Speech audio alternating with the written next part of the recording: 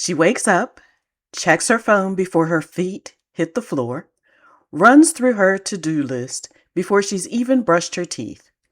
And in that first hour, without ever noticing it happening, she hands her entire day over to her business. Does she sound familiar? Today, I want to ask you a question you might not have asked yourself in years. What do you actually want?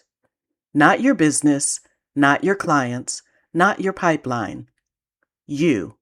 Because if you can't answer that question quickly, I think I know why. Let's talk about it. Are you a woman in real estate whose mind never stops, yet you still feel stuck? Do you struggle to unplug without guilt? Hi, I'm Lesa Fry, wife, mom, grandma, realtor for over 3 decades, and a certified life and business coach for women in real estate. I help high-achieving women build profitable, sustainable businesses without the burnout. If you're ready to trade overwhelm for clarity and create a business that honors your values and your life, you're in the right place. So take a deep breath, close those 12 browser tabs, and drop the hustle. It's time to experience balance as a woman in real estate. Before we get started, I want to interrupt with a special message just for you. So you're tired of feeling overwhelmed, stretched thin, and pulled in a million directions, but you keep telling yourself, I'll figure it out soon. Listen, friend, not by waiting. You don't need more time to think about it. You need clarity now. That's exactly what my private business reset consultation is designed to give you. No guessing, no Googling, no trying 10 different systems or planners. In one focused conversation, I help you get out of your head, cut through the noise, and clearly see what's actually driving the pressure in your business and what to do about it. You don't need to overhaul your entire life. You don't need a complicated strategy. You just need experienced support, a calm outside perspective, and a personalized plan that works for how you actually run your business. If you're ready to feel grounded, clear, and back in control faster than you thought possible, head to lesafrye.com/diagnostic. That's LESAFRYE.com/diagnostic and book your private consultation today. Let's make this easier. Okay, let's get into today's episode. Welcome back, my balanced business women. I hope you're having a wonderful day thus far. I want to start with a scene because I bet you've lived some version of it. It's 6:45 in the morning. You're not even out of bed yet, and your hand is already reaching for your phone. Not to check the weather, not to check on your family, but to check your email, to see if that offer came back, to see if that buyer texted overnight, to see whether the world blew up while you were asleep. And before you've said good morning to another human being, you've already started running the business in your head. Here's what I want you to sit with today. That's not discipline. That's not being a quote-unquote hard worker. That's not what makes you good as a woman in real estate. That is a mindset, a belief running quietly in the background that has convinced you that your business comes first. Before your body, before your relationships, before your own wants and needs, before you. And most of you listening right now aren't going to argue with me. You're going to nod, and then you're going to feel that little twist in your stomach because you already know this is true. You've known it for a while, but you just haven't had the space to look straight at it. So today, that's what we're doing. We're looking straight at it. Here's the exercise I want to walk you through. And ladies, I want you to actually do it with me, not just listen to me talk about it. Ask yourself, what do I want? Not what does the business need, not what does my broker need, not what does my client need, not what does my family need from me today.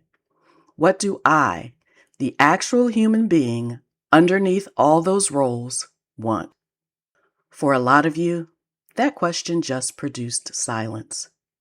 Maybe a little static, maybe even a flash of guilt. Like the question itself was somehow selfish or inappropriate to ask. I want you to notice that because that reaction, the silence, the guilt, the static, that's the fingerprint of a mindset that has quietly convinced you that wanting things for yourself is off the table, that your only legitimate role is to serve the business, serve the client, serve the family, and that your own wants got filed away somewhere around the time you got your license and never got taken back out. I've coached women who have run successful real estate businesses for 10, 20, 30 plus years. Women who are sharp, capable, respected in their market. And when I ask them this question, what do you want? I watch something happen on their face that I don't think they expect. It's a kind of blankness. Not because they're incapable of wanting things, but because the muscle has gone unused for so long that it's actually deteriorated.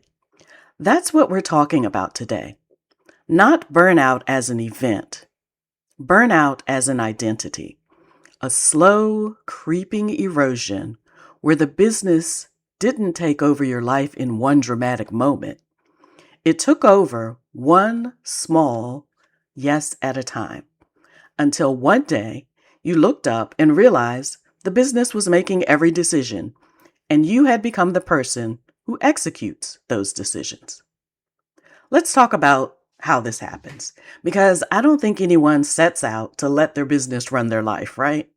Nobody wakes up one day and decides, I will now disappear into my calendar. It happens gradually, and it happens through a pretty predictable pattern. It starts with capability. You're good at this. You're good at real estate. And because you're good at it, you get more of it. More clients, more referrals, more responsibility. And in the beginning, that felt like winning. It felt like proof you built something real. Then capability turns into obligation. The business isn't just something you're good at anymore. It's something that depends on you. Clients depend on you. Maybe an assistant or team members depend on you. Your household finances depend on you. And once something depends on you, saying no to it starts to feel dangerous, even reckless. And then obligation turns into identity. This is the part that sneaks up on you. Somewhere along the way, I have a demanding business quietly becomes I am a person whose business comes first, not a circumstance anymore, a self-concept. And once it's your identity, you stop questioning it, the same way you don't question your own name. Here's how you know identity has taken over. Notice what you say when someone asks how you're doing. Do you answer with your life, how you're actually feeling, what's going on with you as a person? Or do you answer with your business? Listings, closings, inspections, how crazy busy you are? If your honest answer to how are you is a business update, that's not a coincidence. That's the mindset talking. I want to be honest with you about the cost of this because we don't talk about it in specific enough terms. It's easy to say burnout is bad. It's harder and more useful to name exactly what it's costing you. It's costing you the relationships that don't come with a deadline. Your business has deadlines, right? Closing dates, inspection periods, contract dates. Your marriage doesn't have a deadline. Your friendships don't have a deadline. Your own health doesn't send you a calendar reminder. And when your mindset has convinced you the business comes first, the things without deadlines are the things that quietly lose every single time. Because there's always something more urgent competing for your attention. It's costing you your own physical signals. I talk to women who haven't had an actual unhurried meal in months, who eat standing at the kitchen counter between calls, who know somewhere in the back of their mind that they're exhausted in a way that sleep doesn't fix. And they keep going anyway because stopping feels like falling behind. And maybe the cost that matters most, it's costing you the version of yourself that existed before the business took first place. The woman who had the hobbies that had nothing to do with generating income, who could sit still without reaching for her phone, who knew what she liked, what she wanted, what lit her up, separate from any transaction. That woman is still in there, but she's been waiting a long time for you to ask about her. I want to share something important here because I don't want you to hear this and think you're weak or foolish for not catching it sooner. This mindset is genuinely hard to see from the inside, and here's why. It disguises itself as virtue. Putting the business first doesn't feel like self-neglect while it's happening. It feels like responsibility. It feels like commitment. It feels like the thing that separates you from agents who don't make it. So the very belief that's draining you is wearing the costume of the thing you're proudest of. It also has real evidence on its side.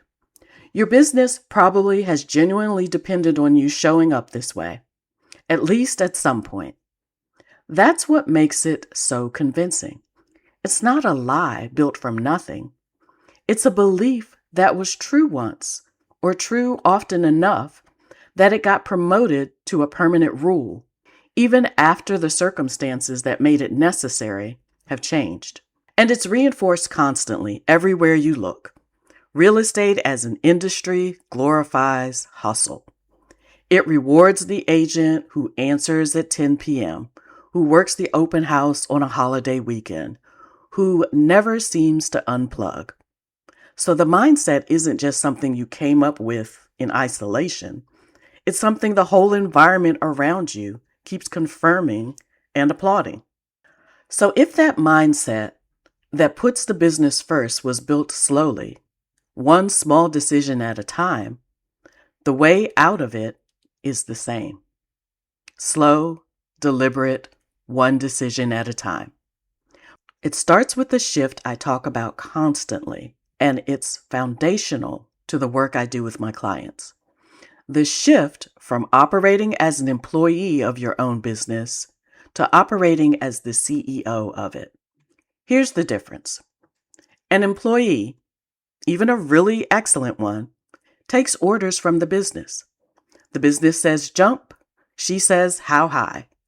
Her job is to respond, to be available, to make herself useful to whatever the business demands, whenever it demands it. A CEO does something different. A CEO asks what she wants the business to accomplish and then designs the business around that answer. She doesn't exist to serve the business's every impulse. The business exists to serve her life, her goals, her actual desires. Right now, if your business comes first automatically without you deciding that on purpose, you're operating as an employee. And the good news is that this is a role you can resign from. Not by working less hard, but by changing who's actually in charge of the decisions. I don't want to leave you with just another mindset shift and no ground to stand on. So let's get practical, because insight without action just becomes another thing you feel vaguely guilty about. First, start asking the question daily on purpose, out loud if you have to. Before you open your laptop, before you check your phone, ask yourself, what do I want today? Not what does the business need today? What do I want? It will feel strange, maybe even a little indulgent the first several times. That discomfort is exactly the sign you're rebuilding a muscle that has weakened. Let it be awkward. Ask anyway. Second, pick one deadline-free relationship or activity and give it a fixed, protected slot this week. Not when things calm down, an actual time on the calendar. Whether it's coffee with a friend, a walk with no podcast in your ears, dinner where your phone is in another room, the business will always generate something urgent to fill that space if you don't defend it. Defending it is not neglecting your business. It's proof you're the CEO of it, not its employee. Third, notice the next time you catch yourself answering, "How are you?" with a business update, and gently redirect. Even just internally. Ask yourself the actual question underneath it. How am I really underneath the transaction count? Fourth, get honest about which parts of the business needs this are actually true and which parts are old rules you never revisited. Some of what feels urgent genuinely is, but a lot of it is inherited urgency. Habits built during a season of your business that's already over, still running the show out of pure momentum. Here's what I want you to walk away with today, ladies. The fact that you can't easily answer, "What do I want?" isn't a character flaw. It's evidence of exactly how convincing this mindset has been. And honestly, it's evidence of how capable and responsible you are. Because that's usually the raw material this pattern feeds on. But convincing isn't the same as true. Your business comes first because a belief told you it should, not because it's some law of nature you're required to obey. And the woman underneath all of it, the one with her own wants, her own preferences, her own life outside of the transaction, she's not gone. She's just been waiting for you to turn around and ask about her. So today, before you do anything else on your list, ask her, what does she want? Start there and let the business follow that answer instead of the other way around. That's what I have for you today, ladies. Until next week, make it a great day on purpose. Hey, ladies. I hope today's episode gave you something to think about and a little more breathing room as you move through your week. If it resonated, I'd love for you to share it with a friend, hit follow, and take a moment to leave a review. Your reviews mean the world to me, and they help more women find this podcast. For more support and connection, you're welcome to join my free Facebook community at bit.ly/thebalancedbusinesswoman, where we continue these conversations together. That link will be in my show notes. Until next week, take care of yourself. And remember, your business should fit your life, not the other way around.